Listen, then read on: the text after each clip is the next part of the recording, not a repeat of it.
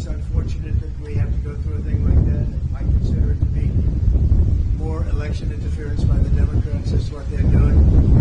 The good news is we're leading virtually every poll. We're leading I don't even know if we have anymore. I'm not sure that we even have a Republican candidate, somebody running, but not making any impact.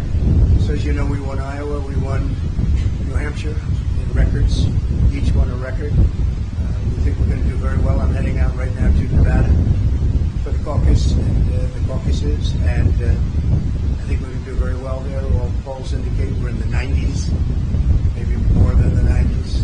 We certainly did well in a primary that didn't matter. They voted very nicely, and we have tremendous support from the people of our country. They hate what's happening at the border. They hate what's happening just generally. We're not a respected country anymore. We're laughed at all over the world. They're laughing at us. And they hate what's happening. They hate seeing it. They love our country. They want it to come back. And we're going to do that. If you think about it, had the results of the election been different, that would be nice. You wouldn't have the Ukrainian situation with Russia. You would not have had an attack on Israel, which was so horrible. You would not have had inflation. You wouldn't have China talking about Taiwan. You wouldn't have any of the problems that we have today. And you certainly had a broke Iran, and now you have a very rich Iran. Iran was broke when I left. They had no money to give to Hamas. They had no money to give to Hezbollah. And now they have 200 billion. Plus, as you probably know, people don't like to admit it, they certainly control Iraq. And Iraq has another 300 billion. So you have a very rich group of countries. And as you know, Iraq should have never happened. There was a balance against Iran, and we blew out the balance, and now Iran has essentially Iraq. And Iraq doesn't like saying that, but that's the way it is. And, it's a shame. The world is in tremendous danger. We're in danger of possibly a World War III. And we have a man who is absolutely the worst president in the history of our country. He can't put two sentences together. He's not going to be able to negotiate with Putin or Xi or Kim Jong-un, North Korea. Not going to be able to negotiate with anybody. All he knows how to do is drop bombs all over the place. Meaningless bombs, except they kill a lot of people. It costs a lot of money. Every time you see a bomb, it's another $1 million. And it actually sets us back. We have peace through strength. This should not be happening. The Middle East is blowing up. It's blowing up. And a lot of people are being killed, and it's so unnecessary. So I just say that in watching the Supreme Court today, I thought it's a very beautiful process. I hope that democracy in this country will continue. Because right now we have a very, very tough situation with all of the radical left ideas, with the weaponization of politics. They weaponize it like it's never been weaponized before. It's totally illegal, but they do it anyway. And it has to stop. Every one of the court cases that I'm involved, every single one, civil, whether it's the attorney generals or the district attorneys. You look at Fani in Georgia. They had many meetings with the White House and with the DOJ. They went there, 8-hour meetings. That was all staged. That was a phony hoax. And now you look at it, and it is a phony hoax. And hopefully that case will be dismissed in short order. It's a disgrace to this country. But they work together with the Justice Department and the White House. And you're not supposed to do that.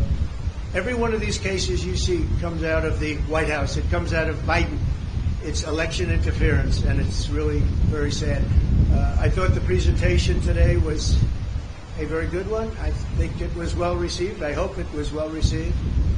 You have millions of people that are out there wanting to vote, and they happen to want to vote for me or the Republican Party, or whatever you want to, however you want to phrase it. But I'm the one running, and we are leading in every poll. We're leading in the local polls, in the state polls, and we're leading in the swing state polls, and we're leading very big in the national polls. So it's been a very great honor. We love the country. I think the reason we have such big leads, frankly, is that they loved 4 years of us compared to the 3 years plus the 3 years that they've gone with Biden, where you have open borders, you have crime. Nobody's ever seen crime like this, what's happening. And now the crime is being committed, much of it by the migrants that have come in illegally to our country. I was wondering about that. I said, a lot of these people come out of jails, they come out of mental institutions, they come out of places that you don't want to know about. We don't even know where they come from. We don't know who they are, where they are. They're being dumped in from mental institutions, from prisons and jails, and many terrorists are coming into our country. We're going to be paying a big price. They have to stop it. They have to close the border. By the way, the president can do it just by saying, I want the border closed. I closed the border. We have the safest border in the history of our country. Now we have the most unsafe border in the history of the world. There's never been a country with a border like this, not even a third world country. So we are, again, we're going out to Nevada right now. We'll be out there. Some of you are going to be out there with us. Otherwise, your colleagues will be. And hopefully we're going to have a big night, caucus tonight. We're going to have a very big night. We expect to have a very big night. The Virgin Islands, as you know, are also very much in play today, so we'll be hearing about them sometime during the day or later on in the evening. And it's an honor to have you at Mar-a-Lago. I hope you like it. It's worth a little more than $18 million. There's another case. It says worth $18 million. I said, which cabin are we talking about? But that's the kind of justice we have. When they say that to try and build up a case, that was a shame. But that gave up so much. When they said that gave up so much. That Mar-a-Lago's worth $18 million. They had it appraised for, as you know, 50 to 100 times that amount. And we have a judge that's what he said. And he's supposed to be ruling on me. But who knows? Maybe he'll be fair. I doubt it, but maybe he'll be fair. So I want to thank everybody. And by the way, we proved that case 100%, 5 times over. That case is 100% proven, 5 times over. We've never seen anything like it. He just wouldn't dismiss it, no matter what. Shouldn't it be there? It should have been in the commercial division. Anyway, it's an honor to have you. I look forward to having you again, and I'll probably see you out in Nevada. Thank you very much. The U.S. Supreme Court is said to be broadly skeptical in early reporting about the effort to try and kick you off the ballot. Having said that, though, speak to the argument, legal and otherwise, that your detractors have made leading up to the day. And it's an argument that was given voice by Mitch McConnell, the Senate Republican leader, not long. All right, I got the gist. There's no question. Yeah, I got the gist. President Trump is practically and morally responsible for provoking the events of the day. He doesn't say that anymore. So let me just tell you that I heard and I watched. And the one thing I'll say is they kept saying about what I said right after the insurrection. Because I think it was an insurrection caused by Nancy Pelosi. This was an insurrection, if it was an insurrection, which there were no guns, there were no anything except for the fact that they shot Ashley Babbitt. Somebody from police force shot Ashley Babbitt. So unnecessary, so sad, so horrible. But there were no guns, there were no anything. But if you take a look at my words, right after, you take a look at my speech from the Rose Garden, which was very shortly after, or you take a look at I'm only on Truth now, but at that time, we were tweeting, and I was on Twitter. If you take a look at those 5 or 6 tweets, you'll see very beautiful, very heartwarming statements. Go home, the police are doing their job, etc., etc. Beautiful statements. If you see my statement made in the Rose Garden, I think you have to watch that, because today they said the words of Trump. Now, if you take a look at the words of Democrats over the last period of time, look at Schumer's statement about the Supreme Court on the steps of the Supreme Court. He sounded like a mob boss. Take a look at any of them. Take a look at any. We put together a tape of vicious, violent statements made by Democrats. Nobody brings that up. Take a look at Maxine Waters and the vicious statements that she made. I didn't do that. I said peacefully and patriotically. The speech was called Peacefully and Patriotically. It's peacefully and patriotically. He said I said bad statement. It was the exact opposite. So I think you should take a look at the statements that I made before and after, and you'll see a whole different dialogue. Mr. President, you just mentioned Chinese President Xi. You said that you were going to impose 60% tariffs should you get back in office. Can you explain your rationale there? We want to bring business back to the U.S. They're stealing our business. They're taking our business at levels that nobody's ever seen before. By doing that, we bring business back manufacturing back to the United States, which I was doing, I took in hundreds of billions of dollars from China. No president had ever taken in 10 cents, not 10 cents.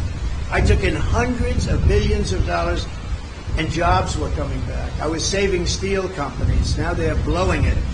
When I see U.S. steel being bought by Japan, what a sad thing that is to me. What a sad thing that is. So we want to bring jobs back. Very simple. Thank you. Do you still have confidence in Speaker Johnson after the failed Mayorkas impeachment effort? I do have confidence in him. Yeah. I very much do. I think he's a very good man, and I have great confidence in him. Why is Leader Todd Nikki Haley still in the race when you're dominating in the polls? Oh, I love that question. Thank you very much. You just said it. I don't know why she continues, but let her continue. We have a big one coming up, as you know, in South Carolina, and the polls are indicating that we're through the roof on that one. We're leading by, I guess, 35%, 35 points. So I don't know. I think she hurts herself, but I think she hurts the party, and in a way hurts the country. But it seems to be dying. She did poorly in Iowa. She did very poorly in Iowa, actually. She came in third place. Ron DeSantis beat her, although you wouldn't know that if you listened to his speech. She did poorly in New Hampshire. She did poorly no matter where she went. I don't know how the results aren't in yet from the Virgin Islands, but I know she's playing it very hard. And in Nevada, she lost to no name. She had a no name, and she lost by, I guess, 40 points. So I don't know why she continues, but she's a, I don't really care if she continues. I think it's bad for the party. I think it's actually bad for her too.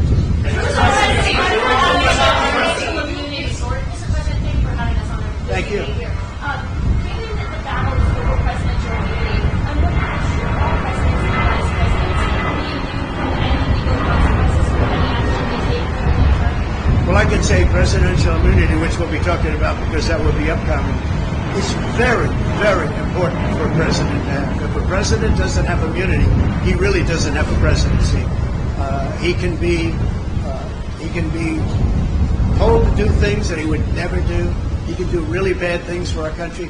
Presidential immunity is imperative. It's going to be very, very important. And I'd rather talk about that next week. But there is nothing more important to a presidency than immunity, because they have to be free to make decisions without saying, oh, if I do this or if I do that, as soon as I get out of office, we're going to be indicted, we're going to have trouble. And the other party will do that. I think we've seen that. They've done that. There's some very bad people. And you have an opposition party, and they will do things that are very bad. If you don't have immunity, you can be blackmailed. You can be, as a president, they'll say, if you don't do this, this, and this, we're going to indict you as soon as you leave office. You cannot allow a president to be out there without immunity. If they don't have immunity, you don't have a presidency. You lose all, you lose all form of free thought and good thought. And you probably weaken the presidency to a point that it was never supposed to be weakened. It would be a very bad thing for our country. We'll be talking about immunity in the coming weeks. How